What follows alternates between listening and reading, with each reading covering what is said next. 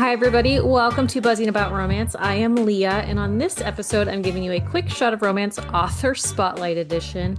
And on this author spotlight, I am welcoming community favorite Laney Hatcher. Welcome to the podcast. Hello, thank you so much for having me. Laney Hatcher is a firm believer that there is a spreadsheet for every occasion, and pie is always the answer. She's the author of series, both old and new, where the HEAs are always guaranteed, often too practical for her own good. Laney enjoys her life in the southern United States with her husband, children, and incredibly entitled cat. That's funny. Yeah, very accurate. She'll probably be up here in a little bit, meowing, wondering what's going on and how That's can okay. she be involved? Well, my dog, he's curled up right next to me, so. So before we talk about your newest book, Leave You Hanging, let's get to know you as an Okay. author. So you started on the scene writing historical Penny Reed retellings almost. Yep. Why? Not why, because we all know Penny and we all love Penny, but what made you make that choice? Um, so it was a very specific goal, Okay. I guess, and I had sort of this idea to do, to have the retelling, Hmm. Janie and Quinn set in Regency. Those are characters from Knitting in the City series. Right. You guys know that. But literally, it would keep me up at night. I would wake up thinking about them, putting them in different scenarios and dropping them in back in time Uh-huh. and seeing what happened and thinking about ways to parallel with the contemporary series. And literally, I couldn't sleep. So I started writing. I wrote the first chapter. I was like, I'm just going to do it. I mean, I don't know what I'm doing. I've never written a book, but I'm just Uh-huh. going to go for it. And then, so I wrote the first chapter, and submissions came open, and I just sent it in. Yeah. I didn't tell anybody. I didn't tell my husband. I told no one. And I just sent it off under a pen name, didn't think about it again. And then Penny posted in her Sharks of Hmm. Awesome, her Facebook reader group, something to the effect of, "Oh my God, we just got a submission for Regency retelling, da da da da da." And like I almost fell out of my chair. Like Uh-huh. I was like, "Oh God, she knows it exists, and Like this is she bad. actually This is read bad." these words. Yeah, yeah. And that was before, like, you're offered a spot or you're Hmm. offered a contract or whatever. Right. She was just in passing mentioning it. And I was like, well, this is it. This is the end. So, so yeah. So initially writing was just, it was that very specific goal. Hmm. I hadn't had other experience. I hadn't, I didn't write from a young age. I didn't even love reading from a young age. Like I didn't Okay. start reading seriously until I was in college because I felt like I was behind. So I started reading classics in college. I would read one a month. Like I had a whole list. It was a whole Hmm. thing. And then I found romance, and then, Yeah. And then you went down that's that my rabbit hole and story. have Yeah, never yeah, returned. exactly. Like that's a dark, dark path. No, not really, but I mean, it can be. It depends on what you're reading. it depends on what you're into. I'm not one to kink shame. But yeah, so that it was a very specific goal. And then as that sort of came about, I had more ideas Hmm. for a series of my own. And so I started releasing those and then it just sort of evolved from there. I've learned that the ideas, luckily at this point, the ideas keep coming. Hmm. And I feel very grateful for that. So I have lots of avenues I'd love to explore. So your first few books, like in your own world, they were historicals, but you've Mhm, moved into contemporary. Do you think mhm. you're going to go back to historical at any point? Um, it's really hard to say. I have I have a 5 book historical romance series plotted. Okay. I'm a heavy plotter. Uh-huh. And I have the names, I have the dates, I have it all plotted. I just haven't found the time to go back. And Hmm. I feel like switching gears and changing lanes at this point would not be the move. Right. So I'm staying contemporary for the next little bit. Yeah. Yeah. Because I will say I'm not a huge historical reader. Like Hmm. I've never been a big fan of them. My mom had she was always a contemporary like romance reader. She didn't have a ton. I mean, she had historicals, but I never read those ones when I wasn't supposed to be reading them anyway. Um, but yeah, so I but your historicals are some of the few that I've read, and I really enjoyed your characters and the way that like you created the stories. And it's like you had there were these historical characters, but like contemporary feel to them at the same time. Like I Yeah, felt and it I was would, worked like really well with that blend.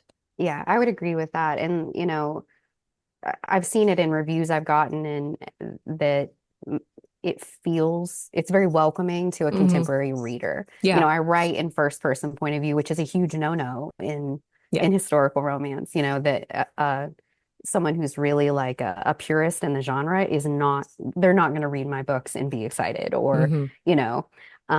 So yeah, so it's more welcoming for a contemporary reader. And I think that's just the way I write. Like Yeah. I can't, I don't know that I can change that. And if I did, it wouldn't be my voice. And I Hmm. don't want that. So yeah. That's interesting that you say that because we're actually working on an episode in the future about first person and third person and the great debate of it. Yeah. Because it is a hot button issue and it is a debate thing. And it's like there's a lot of, like you said, there's a lot of purists, for the lack of a Hmm. better term, who think that third person is the only way to go. And it's like, Hmm. but newer readers and are really enjoying that first person side of it. Yeah. It's probably also the same people who are flipping out about illustrated covers for historical, y- Or the third act things. breakup. Yeah. I mean, there's always going to be something to fight about because it's so subjective and, Oh, yeah. you like what you like. And, Hmm. but things change, markets change, audiences change, Oh, and you yeah. sort of Adapt. have to adapt. Yeah. Hmm. So you said you're a heavy plotter. Now, do you plot out like your characters, then your chapters? Do you kind of have an idea of the story and then the characters come to you after that? Like what kind of order do you go with that? I would say that the characters come first, I guess, Hmm. and then the plot. And I sort of have I keep one doc, or I usually start with a notebook and I write by hand. Okay. And just like an info dump of everything that I'm thinking about that you know, where it's going to end up, how it's going to go. Usually the big moments come first, like the third act breakup, Hmm. which, sorry, spoiler alert, I always write those.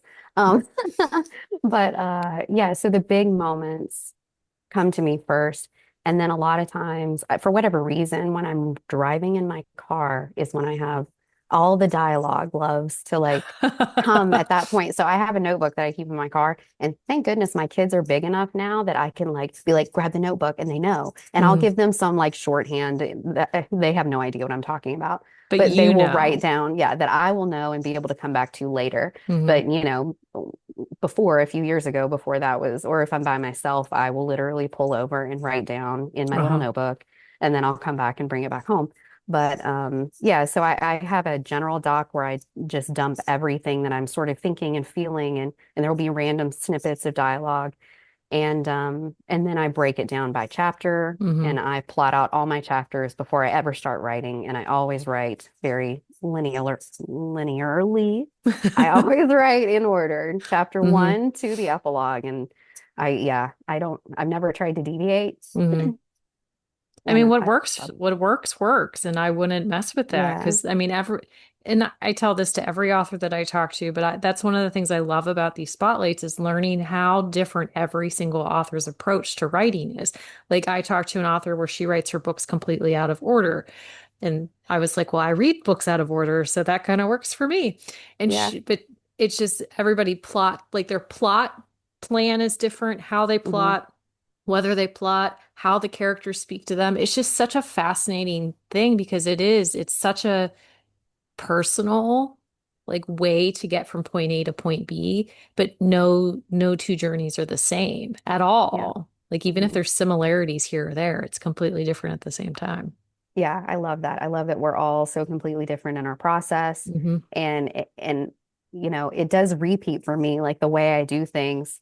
I've kept it the same since the very beginning. Like there are a few things that are more streamlined now, but Right. like I write the same way, I edit the same way. And we go through these moments where I'm rereading stuff and I will like always on the second pass. I think it's the worst thing I've ever written. And Hmm. I almost trash it all every time. But by the time I do my proofread pass, I'm like remembering, I'm like, "Ah, I wrote this, man, that's funny." Or that, like it changes and it's Yeah. always the same way. Like I talk to my author friends about this and it's like, oh man, I'm in a stage where this is just complete trash or, Hmm. or this is feeling good. And So they're like, I know yeah. how you feel. Yep. Yep. We all have those and all at different our own paces. So Hmm. that's really cool. So when you do sit down and start actually writing the story fully, do you have any rituals or habits that help you stay focused? I write almost always in the morning. Um, yeah, I just feel more productive before Hmm. lunch for Yeah. whatever reason. And then the afternoon always falls apart with like kids pick up and Yeah. making dinner and life stuff happens in the Yeah. afternoon. But in the morning I can sit down and it has to be totally silent in the house. I cannot have music playing. Oh, I can't really? I can't even string an email together if there's like Taylor Swift on somewhere. Like I So can't you do need it. like a soundproof closet, I really essentially. I really do. Yeah, I have to have noise canceling everything. And I try to do 1,000 words a day. That's Hmm. like, yeah, that's my goal. Um, it generally happens. Yeah. And I'm just, sometimes yes, sometimes no. yeah, but generally yes. Yeah. So yeah, I try to be productive in the morning. That's my main thing. That's your happy spot. Hmm. So That's do my sweet you, spot. like, as you're writing and plotting, how do you create the balance between the romantic relationship with the other elements of the story? Because your stories are not necessarily romance heavy, like the outward, like the full story is a big part of your books, but there's a Hmm. healthy balance there. How, as you as the writer, create that balance? So I always try to have my characters, the male main character and the female main character, have their own journey, their own arc, where they are growing and changing on their own. Hmm. Um, but I always have that woven in with the romance and always impacted by the romance. You got to have the romance driving your story, to keep the reader flipping pages. So usually those character arcs or character journeys are focused on some sort of wound or something in their past, Hmm. something that they have to either overcome or face. And usually it's the romance portion that is going to make them address it in Hmm. some way. So I try to always have those moments that are braided together so it doesn't feel separate. You want the romance to just, weave in and out of their lives. I mean, that's the way it is in real life too. You can't Yeah. separate yourself from whatever relationship you're in. Hmm. So that's sort of how I do it. I try to always have a way that the characters are growing and growing together. So, Do you have a favorite trope to read or write? man, okay. I will say I love enemies to lovers. Hmm. I love reading it and I love writing it. The banter is so fun. And some authors they just do it so well, and I love reading that. Like Ali Hazelwood banter is just top tier. Hmm. So that's really up there for me as enemies to lovers. And I will say, maybe this hasn't been out there. Maybe this is a secret. My secret favorite trope is amnesia. I I really enjoy an amnesia trope, but it is Yeah. really hard to do well. It is, and you see it a lot in historical, but because Hmm. I mean, I don't know, for whatever reason, they're getting injured and falling off a ship or Or whatever. a horse, like they get kicked in the head type of thing. Exactly. Some sort of trauma in the Uh, historical realm lends itself to amnesia for whatever reason. But hmm. yeah, that's maybe that's my guilty pleasure trope. I don't know, but I'm like, whenever I see that, I'm like, ooh, I think I need to read that. I'm So always nervous though, because I'm like, is this gonna work? Because Krista um, Sandor wrote an amnesia one last year, I think it was. And going into it, she's like, I have this idea. I don't know if it's going to work, but it works so well. And we're like, oh, yes. nice. Okay, I have to read that one. I'll have to look that Yeah, up. it's called the baseball card boyfriend. The baseball card boyfriend. Yeah, Okay. actually, that whole series is like delightful, but that book is my favorite.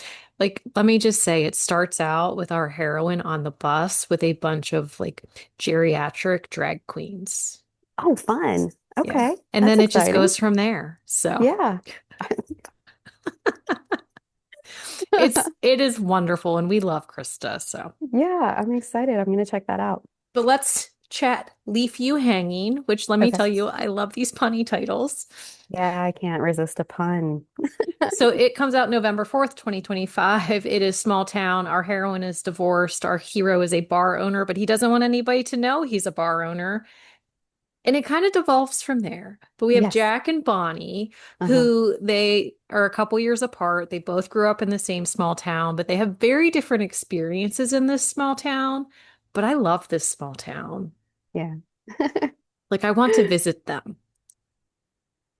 But Yeah. so the book opens up, and Bonnie is blitzed out, drunk, because she has just finalized her divorce. Hmm. And it kind of like that is like her catastrophic moment of chaos that leads to the rest of the story. Yeah. What made you open the book in that way?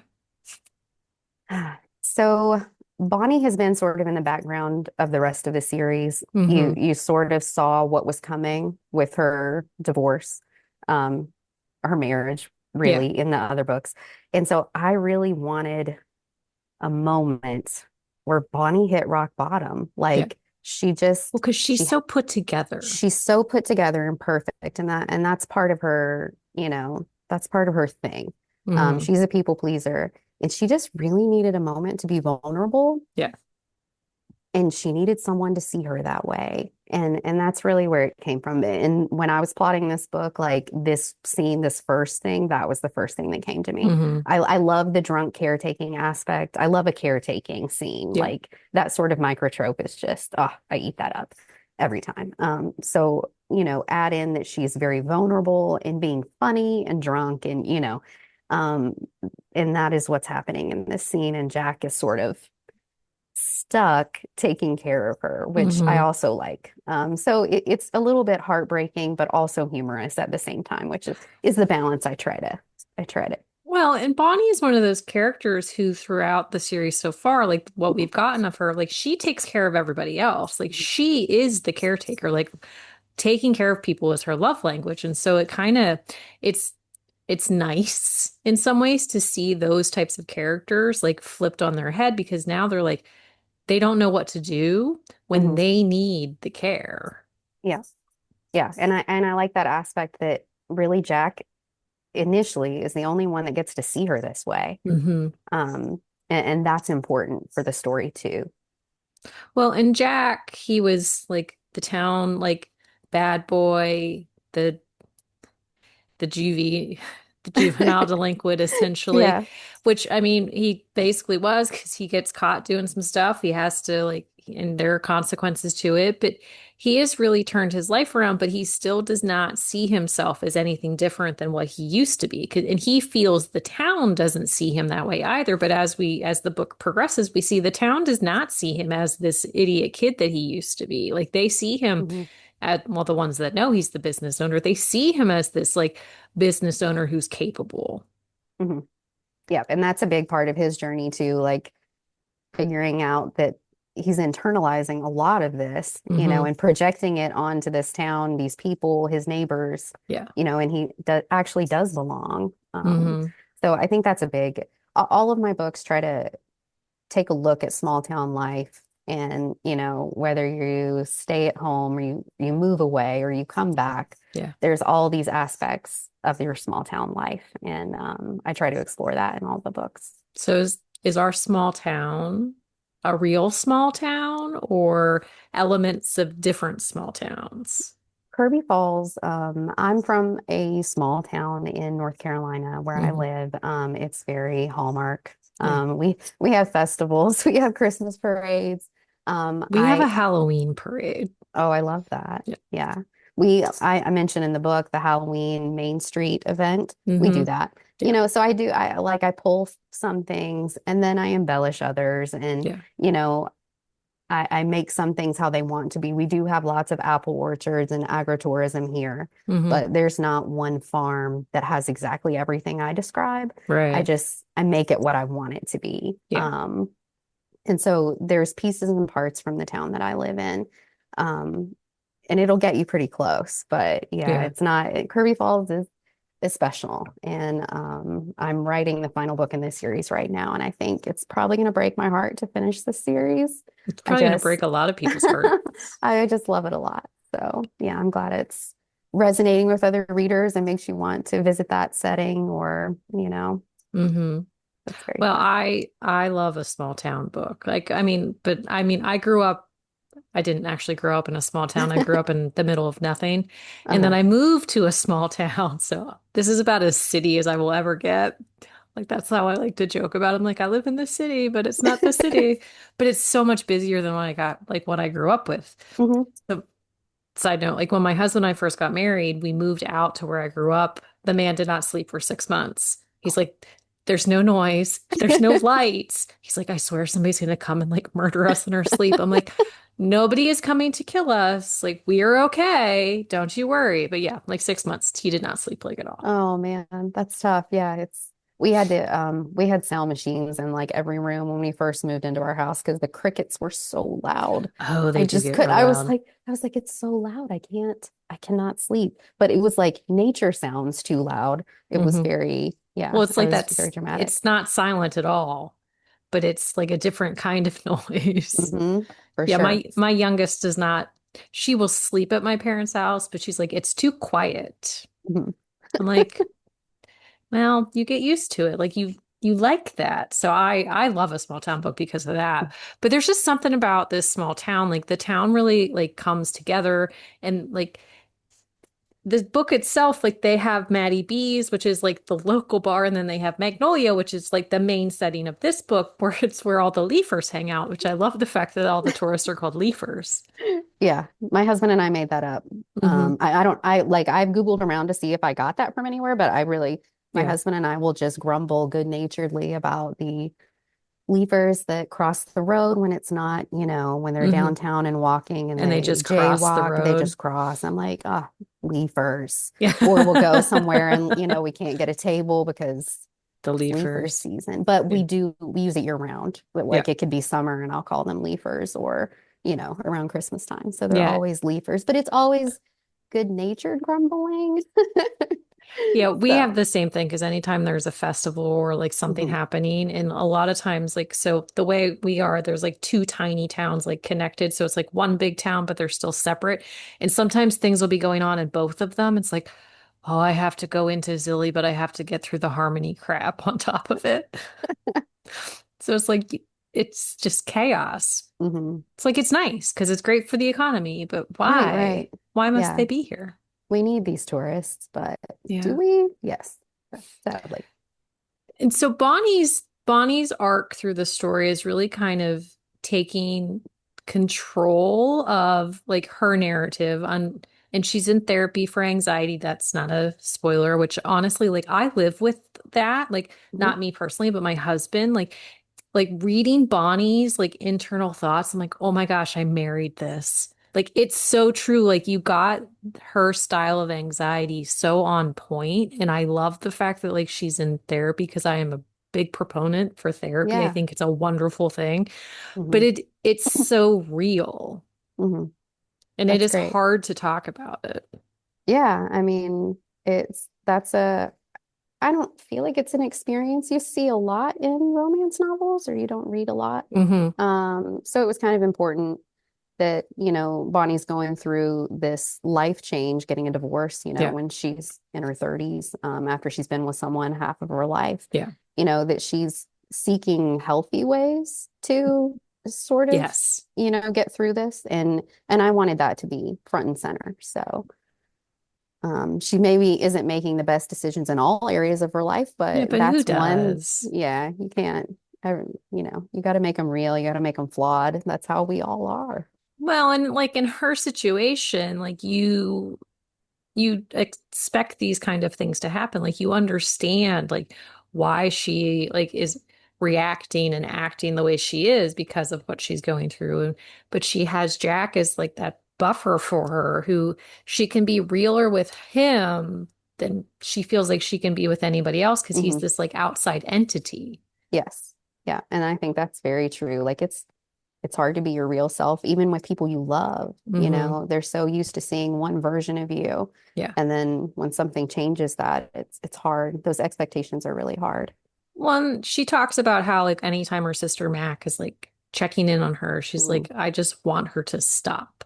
She's like, yeah. I appreciate it and I love her, but they need to realize like I don't need this right now. And I mean that it's a very valid feeling. Hmm. Like you appreciate people checking in on you, but the way that they're doing it doesn't help. Yeah.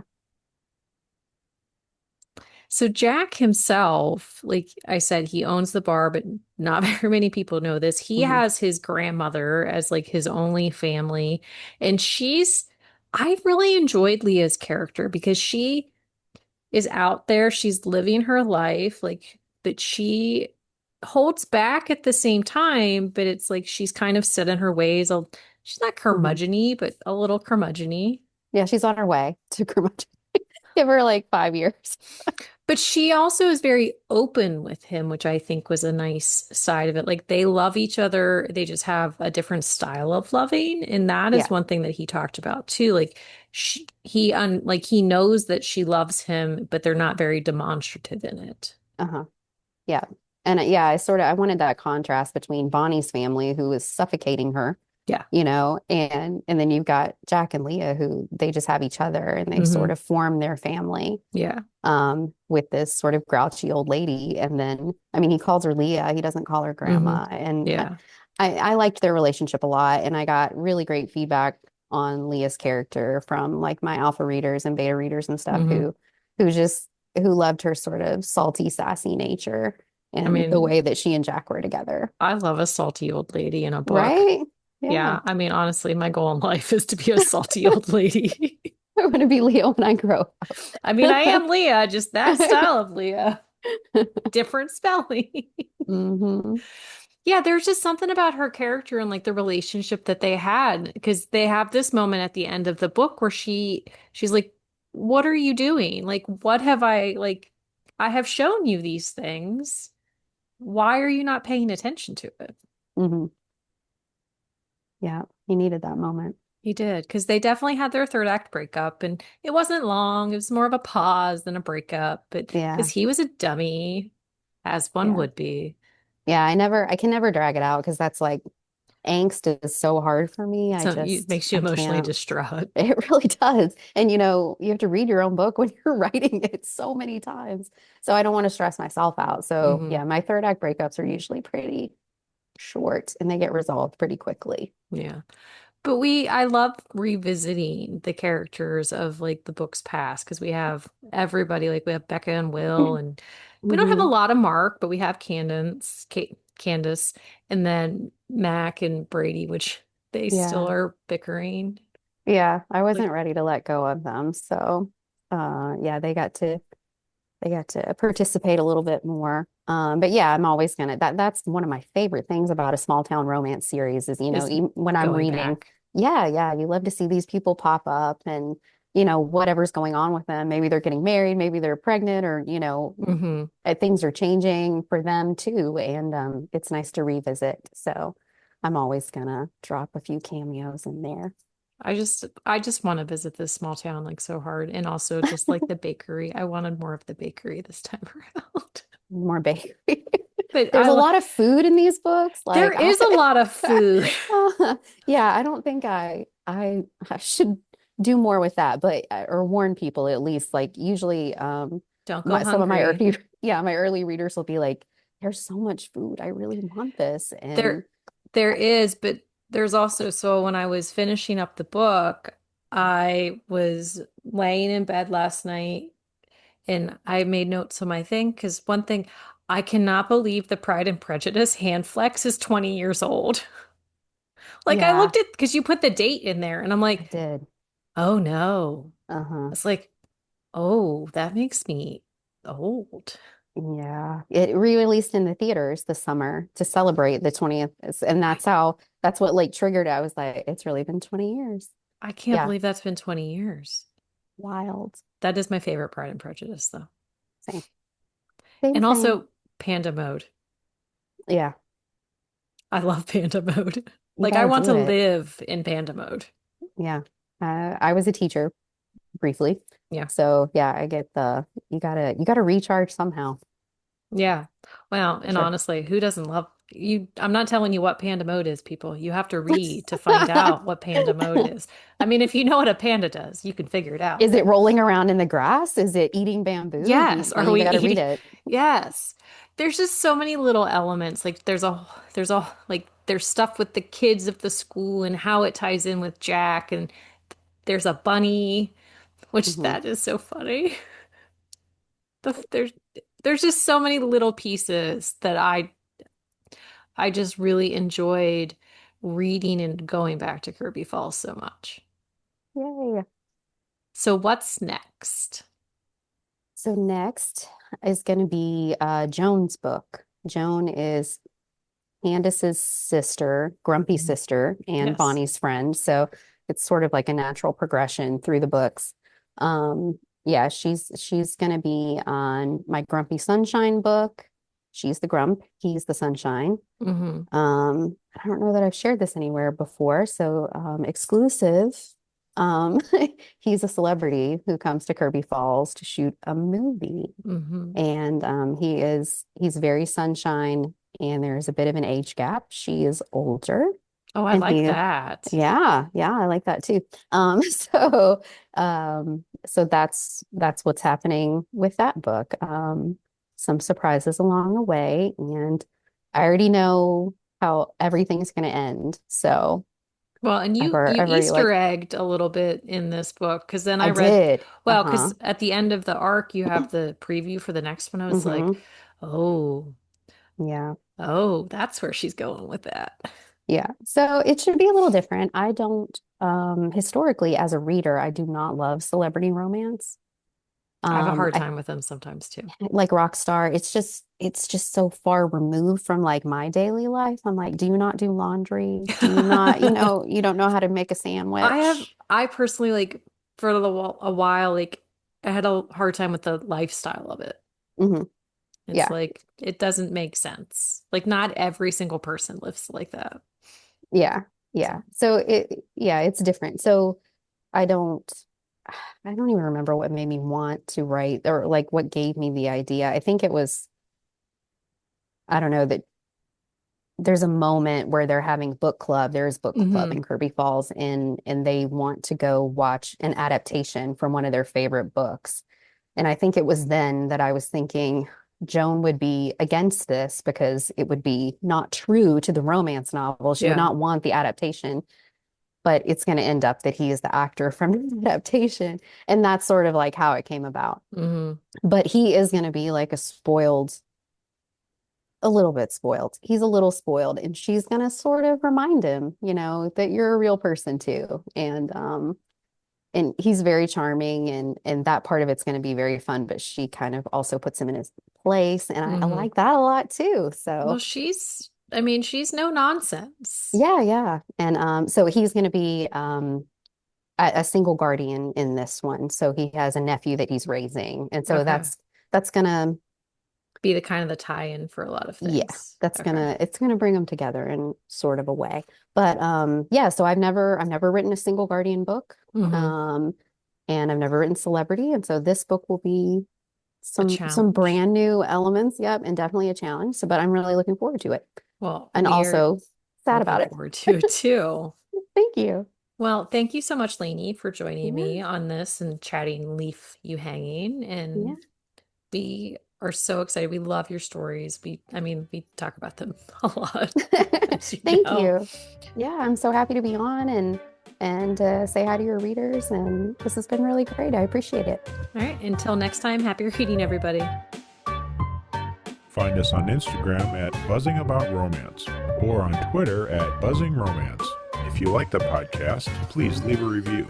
If you'd like to support us directly, join the Bookcase and Coffee Patreon and receive exclusive content only available to Patreon members. Check out bookcaseandcoffee.com for our on-the-shelf show notes.